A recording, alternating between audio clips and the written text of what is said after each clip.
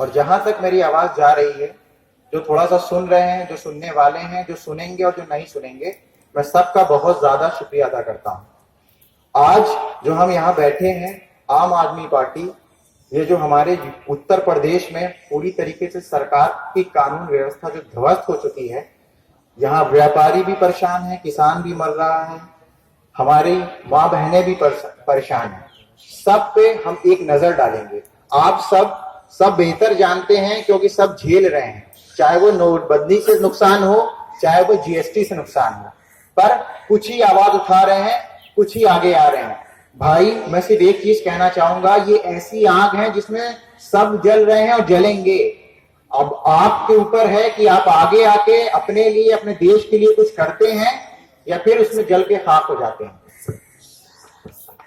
मैं स्टार्ट करूंगा कुछ चीजों से। 3 साल पहले हमारे माननीय प्रधानमंत्री जी ने वादा किया था कि हर साल 2 करोड़ रोजगार देंगे, 15 लाख रुपया हर एक के अकाउंट में, खाते में आ जाएगा। ये सुनकर मेरा एक दोस्त सोचा कि जब 15 लाख आएगा, रोजगार हो जाएगा, तो शादी बहुत धूमधाम से करेंगे। बेचारा अब तक कुंवारा है। तो मेरे भाइयों और बहनों जो इस इंतजार में बैठे हैं कि 15 लाख आएगा, पढ़ाई करेंगे, शादी करेंगे, तो भाई ये सिर्फ एक जुमला था, ये सिर्फ एक वादा था, आप इसको भूल जाइए। क्योंकि बहुत प्यारे प्यारे वादे किए गए हैं और जुमले बोले गए हैं। हमारे माननीय प्रधानमंत्री जी ने एक जुमला बोला था, मुझे याद आ रहा है, कि मैं फकीर आदमी हूं, झोला लेके निकल जाऊंगा। तो मैं तो भाई दुआ करता हूं कि हमारा इंडिया का हर एक नागरिक फकीर हो जाए, जिसमें कम से कम वो मोदी जी की तरह 10 लाख का सूट तो पहन सके। और भी सबसे अच्छी बात, मोदी जी ने कहा था 2 करोड़ रोजगार देंगे। रोजगार देना तो छोड़ दीजिए, आज बेरोजगारी इतनी बढ़ गई है, आप चले जाइए दिल्ली, आप चले जाइए लखनऊ, आप चले जाइए कहीं पे भी आप चले जाइए, मेट्रो सिटीज में या छोटे बड़े सिटीज में बेरोजगारी इतनी तरीके से फैल गई है। किसी भी सेक्टर में चले जाइए, कोई भी काम देख लीजिए, इंडिया का एक्सपोर्ट देख लीजिए, भदोही का कारपेट मार्केट देख लीजिए, एक आम मजदूर देख लीजिए, एक किसान देख लीजिए, हर एक कोई परेशान है। चाहे वो ठेला वाला हो, चाहे रिक्शे वाला हो, हर एक कोई परेशान है। जीएसटी से तो नोटबंदी से, चीजों से, मतलब इन्होंने देश की व्यवस्था को एकदम ध्वस्त कर दिया है। कहते थे नोटबंदी से देश का बहुत फायदा होगा, जो कि इंडिया की ग्रॉस डोमेस्टिक प्रोडक्ट 8.3% थी, आज 6.1 आ गई है। ये इस चीज का पूरी तरीके से सबूत है कि हमारे देश में क्या हो रहा है। और बहुत अच्छा हमारे माननीय प्रधानमंत्री जी ने कहा था कि मैंने गरीबी देखी है, मैंने देखा है कि मेरी मां कैसे गरीबी में लकड़ी के चूल्हे पर खाना पकाती थी। तो मेरे भाई, जब आप गरीबी देखे हैं, तो गैस सिलेंडर जो 3 साल पहले 414 रुपए का था, आज 775 रुपया कर दिया आपने। तो आप ये बताइए, आप गरीबी हटाना चाह रहे हैं या गरीब को ही हटा देना चाह रहे हैं?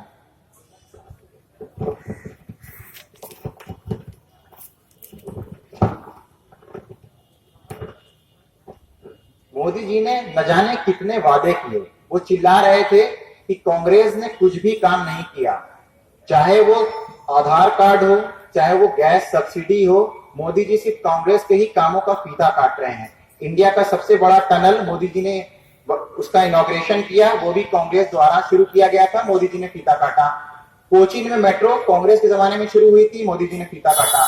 तो मुझको ये नहीं समझ में आ रहा, मोदी जी कुछ जो वादा आप किए हैं हमारी जनता के साथ, हमारे इंडियंस के साथ, तो कम से कम उसको निभाइए, उसका तो कुछ फीता काट दीजिए, जिसमें कि हमें कुछ समझ में आए कि हमारे देश में सच में कुछ हो रहा है।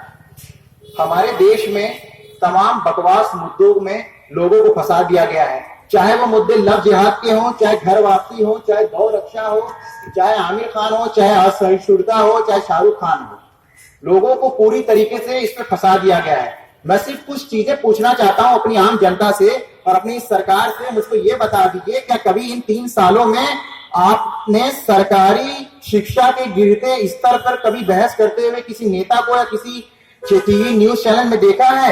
क्या इन 3 सालों में कभी आपने ग्रामीण भारत में आज भी हो रहे बाल विवाह की समस्या पर एक्सपर्ट की कोई राय टीवी पर देखी है? क्या इन 3 सालों में कभी आपने सड़कों पर भीख मांगते और भूख से बिलखते बच्चों के पीछे लगा कोई मीडिया वाला देखा है? क्या आपने इन 3 सालों में कभी नालों और फुटपाथों पर जिंदगी को कूड़े के ढेर की तरह जीते लोगों को देखा है क्या?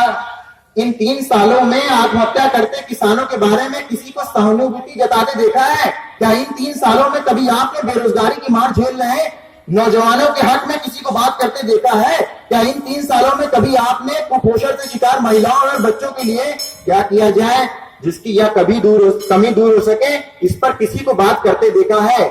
बिल्कुल नहीं मेरे भाई, क्योंकि सरकार ने हमारे देश में एक बहुत ही अच्छा मुद्दा छेड़ दिया है जिसमें कोई भी हो आराम से फंस जाता है, वो है धर्मवाद। मेरे भाई धर्मवाद से निकलिए। मैं सिर्फ 2 चीज कहूंगा इस मुद्दे पे कि मेरे भाई अगर आप सच्चे मुस्लिम और सच्चे हिंदू ही बन जाए ना तो फिर ये सारी चीजें खत्म हो जाएंगी खुद ब खुद, क्योंकि ना ही कुरान में ऐसा लिखा है ना ही गीता में ऐसा लिखा है कि चोरी करो, बलात्कार करो, धोखाधड़ी करो, गलत काम करो। तो सबसे पहले हम ही अगर सच्चे अपने धर्म को मानने वाले हो जाए ना तो चीजें ये सब अपने आप ही खत्म हो जाएगी। जो नेता हमें वर्गलाते हैं हमें इसकी जरूरत ही नहीं पड़ेगी, क्योंकि कोई धर्म नहीं कहता कि आपस में मारपीट करो चाहे काट वाट करो। और अगर थोड़ी सी फुर्सत कुछ मीडियाओं को मिलती है जो कि पूरी तरीके से मोदी भक्त हो चुकी है, तो वो ये दिखा देती है कि आज अमिताभ बच्चन को छींक आ गई, उनका लीलावती अस्पताल में इलाज चल रहा है। दीपिका पादुकोण के नाजुक पैरों में आज मोच आ गई। या वो ये नहीं भूल रहे हैं आजकल कि आज विराट कोहली को अनुष्का शर्मा के साथ आरजीआई टर्मिनल 3 दिल्ली एयरपोर्ट पर देखा गया। अरे मेरे भाई, यहां आज कानून व्यवस्था एकदम ध्वस्त है, रेप पर रेप हो रहा है, बेरोजगारी चारों तरफ से बढ़ रही है, इसको दिखाइए, इस पर चर्चा करिए, ना कि ये दिखाइए कि किसको छींक आई किसको मोच आई। मेरे भाई सबसे बड़ी चीज मैं बोलूंगा नोटबंदी। हमारे माननीय प्रधानमंत्री जी ने कहा था कि ये देश का सबसे हित का काम है जिससे कि नक्सलियों की कमर टूट जाएगी, आतंकवादी देश से खत्म हो जाएंगे, बहुत कम हो जाएंगे। फिर मुझको ये बताइए कि नोटबंदी के बाद जो सुकमा में नक्सली हमला हुआ जिसमें हमारे 27 जवानों को मार दिया गया, तो फिर ये बताइए नोटबंदी से जब नक्सलियों की कमर टूट गई थी तो फिर उनकी कमर में मूव किसने लगा दिया? कौन सी पार्टी ने मूव लगा दिया कि वो उठ खड़े हुए और हमारे 27 जवानों को शहीद कर दिया गया? मुझे पता है कि बहुत ज्यादा फर्क नहीं पड़ रहा होगा मेरी बोली का, लेकिन मेरे भाई सिर्फ एक बार सोच के देखिए कि किसी का जवान बेटा मरता है तो उससे कैसे माँ बाप को लगता है।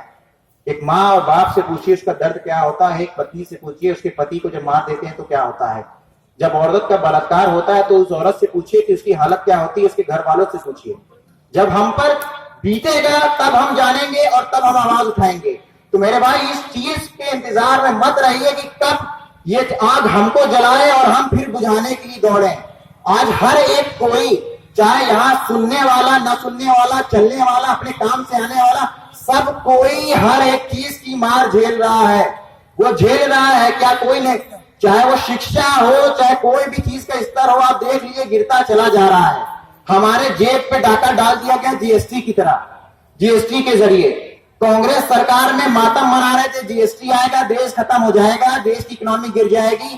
कांग्रेस ने तो 14% रखा था सबसे ज्यादा रेट, और मोदी जी ने कहा भाई तुम तो मनमोहन सिंह, तुमसे कम थोड़ी ना है, हम 28% करेंगे, डबल जीएसटी कर देंगे।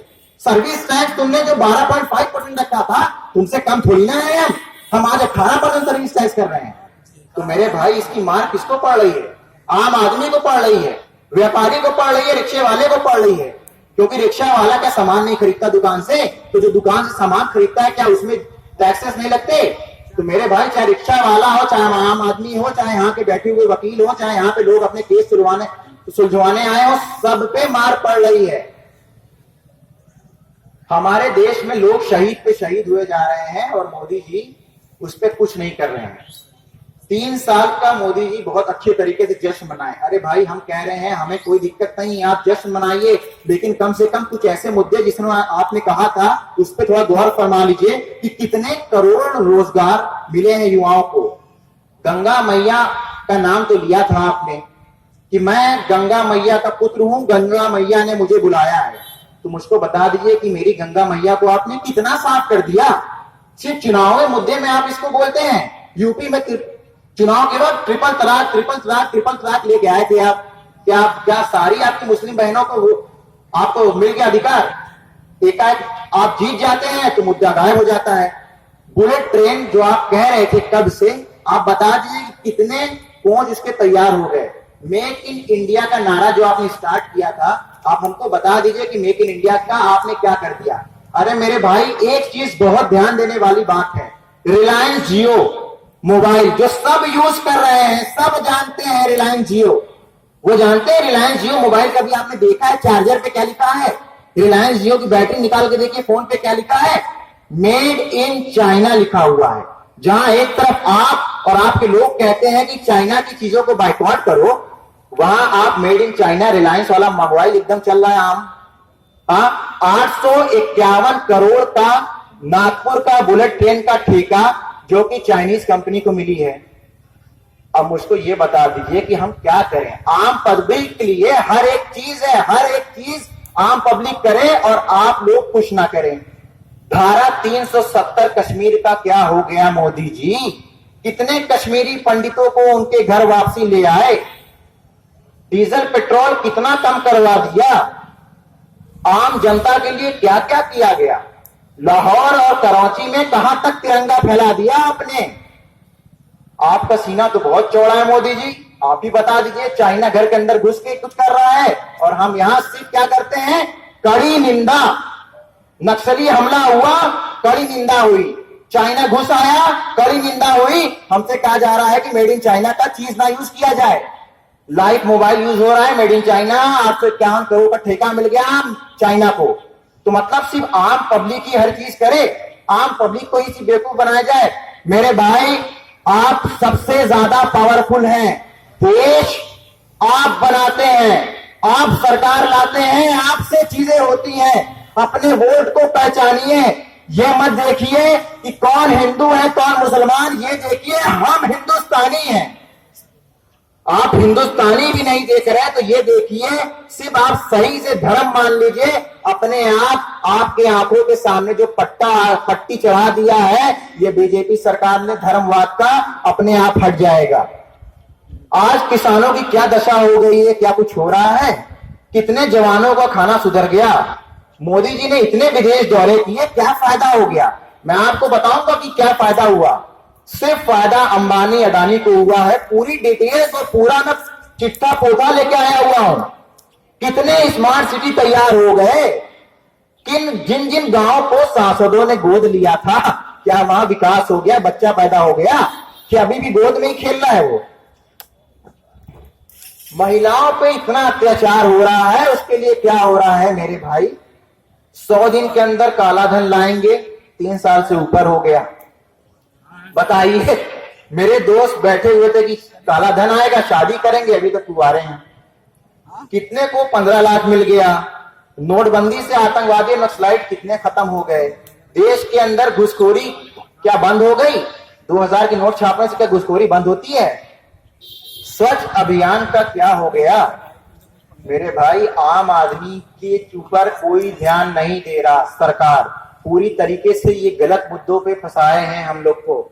हर एक दिन नया मुद्दा आता है। मुझे तो कभी समझ में नहीं आता कि ऑक्सफोर्ड डिक्शनरी में हमें नया नया मुद्दा डालना पड़ेगा जिसकी मीनिंग आएगी। लव जिहाद, घर वापसी, असहिष्णुता, कभी आमिर खान, कभी सलमान खान, कभी कन्हैया, कभी एनडीटीवी, कभी रवीश कुमार।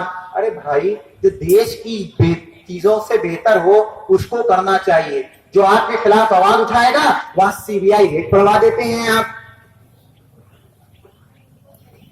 आप वादा करते हैं बुलेट ट्रेन चलवाएंगे। मेरे भाई, हमारे देश में 60% से ज्यादा गरीब लोग हैं। उनके लिए सोचिए ना। बुलेट ट्रेन का किराया और एरोप्लेन का किराया दोनों लगभग बराबर रहेगा, तो क्या बुलेट ट्रेन चली जाएगी तो क्या फुटपाथ पे सोने वाला जो पीपी से सफर करता है, क्या वो बुलेट ट्रेन में चढ़ पाएगा? बिल्कुल नहीं चढ़ पाएगा मेरे भाई। बुलेट ट्रेन से आप कहते हैं जहां दिल्ली से वाराणसी की दूरी आप 2 घंटे में तय कर लेंगे। मेरे भाई, जो दिल्ली ट्रेन चल रही है 48 घंटा लेट हो रही है, उसके लिए कुछ करिए। जो इतनी मारा मारी है, रिजर्वेशन नहीं मिलता है, उसके लिए कुछ करिए। रेलवे टिकट दिन पर दिन बढ़ाए जा रहे हैं, 2 रुपए से प्लेटफॉर्म टिकट 10 रुपया हो गया, जीएसटी टिकट पे भी लग गया, हर एक टिकट का रेट बढ़ता चला जा रहा है। उसके लिए कुछ करिए। अरे जो आम आदमी पार्टी है उसके लिए, एक आम आदमी पार्टी के लिए कुछ करिए। आप जीएसटी लेके आए, दवा महंगी, पढ़ाई महंगी, मकान महंगा, खाना महंगा, कपड़ा महंगा, गाड़ियां सस्ती हो गई। अब मुझको बताइए, क्या आम आदमी गाड़ी पहने, गाड़ी खाए? मेरे भाई, जो मेन मुद्दे हैं उससे भटकिए मत। मैं ये हर एक जनता से अपील करता हूं। मैं ये नहीं कह रहा कि आम आदमी पार्टी के मंच पे आप आ जाइए, मैं ये कह रहा हूं कि आवाज उठाइए। कल ये आग जब आपको तहस नहस कर देगी तब कुछ नहीं होगा। आज आप उठिए और आज कुछ करिए अपने देश के लिए। इंडिया को क्रिकेट टीम में से जिताने से, भारत में पैदा हो जाने से, वंदे मातरम कहने से, भारत माता की जय कहने से हम हिंदुस्तानी साबित नहीं होते। हिंदुस्तानी बहुत बड़ी चीज है। हम सबसे श्रेष्ठ है और श्रेष्ठ रहेंगे। हमारा ये देश है, हमारी ये संस्कृति है कि आज भी हमारी बेटियां अगर गुड़िया खरीदती हैं तो दुपट्टा साथ में लेती हैं। इस संस्कृति वाले देश में हम रहते हैं, जहां पूरी तरीके से हमारे देश की संस्कृति को भी तबाह किया जा रहा है और एक आम आदमी को भी तबाह किया जा रहा है। आप तो जान ही रहे हैं कि साहब, यूपी का हाल पूरी तरीके से और बेहाल होता चला जा रहा है। चाहे वो किसान हो, चाहे वो यूथ हो, सबकी हालत एकदम खराब हो गई है। एंटी रोमियो स्क्वाड बना, मुझे लगता नहीं कि बचाने के लिए बना या करवाने के लिए बना। रेप के 44.5% यूपी में, इधर 5 से 6 महीने में रेप बढ़ गया। 29, मैं आपको कुछ बताता हूं, रामपुर में दिन दहाड़े 14 लड़के ने 2 लड़कियों को छेड़ा, अभी तक उस पर उतनी कार्रवाई नहीं हुई। जवाहर एयरपोर्ट पर 4 महिलाओं के साथ गैंग रेप हुआ। कुछ दिन पहले लखनऊ में ही वाराणसी के विधायक सौरभ श्रीवास्तव के लखनऊ स्थित सरकारी आवास पर रेप हुआ। पीड़िता ने विधायक के गनर और नौकर के खिलाफ शिकायत दर्ज करवाई। जालौन में पत्नी के सामने महिला से 8 लोगों ने गैंग रेप किया। बदायूं में पति को पेड़ में बांधकर पत्नी से गैंग रेप हुआ। तो मोदी जी एक बात बड़ी अच्छी कहते थे कि सबका साथ सबका विकास। आज मुझको समझ में आ गया कि इसका असल मतलब क्या था। पहले एक लोग रेप करते थे, आज मिलकर रेप हो रहा है। तो सबका साथ सबका विकास, हमें तो रेप करने वालों भी समझ में आ रहा है और कहीं विकास नहीं दिख रहा। चाहे आप किसी भी चीज में देख लीजिए, रोजगार घटती चली जा रही है, जेब पे तो टैक्स से भारी करते चले जा रहे हैं, पैसा गायब होता चला जा रहा है। यूपी में 13.8% डकैती बढ़ी, 20.46% लूट बढ़ी, फिरौती 44.44% बढ़ी, रेप 40.83% का इजाफा हुआ। तो मुझको ये समझ में नहीं आ रहा, जहां एक बार नारा लगा था कि ना जातिवाद, अब की बार भाजपा, यूपी में भाजपा सरकार, और किसानवाद और भाजपा सरकार, और वुमेन्स के लिए सबसे ज्यादा सेफ है भाजपा सरकार। तो आज क्या हो गया है हमारे देश में? किसान मरते चले जा रहे हैं, लोगों, औरतों का रेप होता चला जा रहा है। मेरे भाई, सिर्फ मैं एक बात आप लोग से बोलूंगा कि ये रेप जो हो रहा है, सिर्फ आप उन औरतों से पूछिए कि उनको रेप क्या उन पे बीतती है, कैसे क्या होता है। हमारे देश की संस्कृति है, हमारी नारी को पूजा जाता है, देवी समान माना जाता है, और यहाँ नारियों का रेप हो रहा है। रेप का दर्द, रेप का चीज आप उन्हीं से पूछिए। मेरे भाई, हर एक बंदा जो यहाँ पे मौजूद है, चाहे वो औरत हो चाहे आदमी, उसको औरत ही जन्म देती है, किसी आदमी ने नहीं जन्म दिया। तो उस औरत को आज इतना रेप हो रहा है, कौन कितना आवाज उठा रहा है? क्या हम इस इंतजार में बैठे हुए हैं कि हमारे घर तक ये सब चीजें पहुंचे? क्या हमारी महिलाएं, हमारी बहन क्या सेफ है? क्या वो शाम में निकले तो क्या उतनी सेफ है? सरकार उस पे कोई रूल्स रेगुलेशन नहीं बना रही है कि उसको कैसे रोका जाए। सरकार रूल्स बना रही है, बैल मत मारो, बीफ बैंड करो, इसको मत काटो, उसको मत खाओ। मेरे भाई, देश में औरत, देश में यूथ, देश के लोगों के लिए कुछ करिए। ये जो गाय बैल का आप कर रहे हैं, इससे कुछ होने वाला नहीं है। मेरे भाई, आंखों पर अपने पट्टी जो बांध के बहुत से लोग बैठे हुए हैं, जातिवाद का चीज, धर्मवाद का चीज पहने हुए हैं, आप सच्चे हिंदू और मुसलमान हो जाइए, इसकी जरूरत ही नहीं पड़ेगी आपको।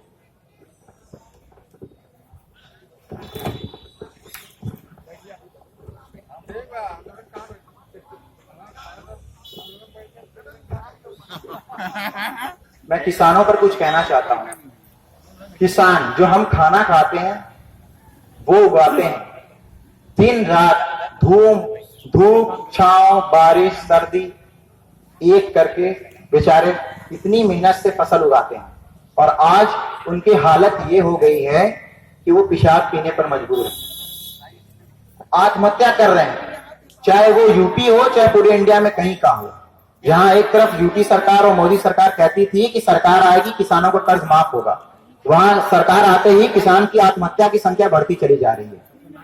मेरे भाई, किसान खत्म हो जाएंगे ना तो क्या आप फसल उगाएंगे? वो भी हम हिंदुस्तानी भाई बहन, आवाज उठाइए मेरे भाई। अब मैं कुछ चीज कहना चाहूंगा। मोदी जी के पास बर्लिन में प्रियंका चोपड़ा से मिलने का टाइम है। मोदी जी इसराइल गए, बहुत बढ़िया काम किया।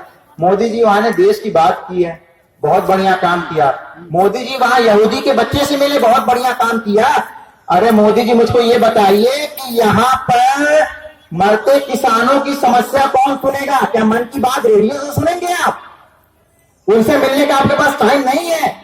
यहाँ पहलू खान के बेटे से कौन मिलेगा मोदी जी? इखलाक के परिवार से कौन मिलेगा? मोदी जी के पास भी इसका जवाब नहीं होगा। रवीश ने कहा तो है, मोदी जी आ जाइए, हम आप सामने, और लाइव चलेगा, पानी पीते रह जाएंगे आप। आज हमारे देश में यूथ की ये हालात हो गई है मेरे भाई कि चपरासी की पोस्ट निकलती है, जिसके लिए अनपढ़ को फॉर्म भरना चाहिए। चपरासी के लिए अनपढ़ भरना चाहिए, और चपरासी के लिए भर कौन रहा है? एमबीए तक वाले भर दे रहे हैं, ग्रेजुएशन तक वाले भर दे रहे हैं। ये हालात है हमारे देश के यूथ की। पढ़ लिखने के बाद वो चपरासी बनेंगे। रोजगार एकदम खत्म हो गया है। मैं अभी दिल्ली के हालात बता दूं, चाहे वो रियल एस्टेट सेक्टर हो जो कि बिल्डिंग बनाता हो, चाहे वो इंश्योरेंस सेक्टर हो, चाहे और कोई सेक्टर हो, चाहे वो मीडिया तक हो, छटनी कर रहे हैं। 50% लोगों को उड़ा दिया गया। जहां आप कह रहे थे 2 करोड़ रोजगार लाएंगे, यूपी में 1 करोड़ रोजगार आएगा, भाई वहां लोगों को करोड़ों रोजगार छीनते चले जा रहे हैं। और यहां सरकार सिर्फ क्या दिखा रही है? अमिताभ बच्चन को भी दिखा देती है, कभी रामदेव जी को दिखा देती है, और फालतू के मुद्दे जिसपे कोई भी अहमियत नहीं है उस पर धरना प्रदर्शन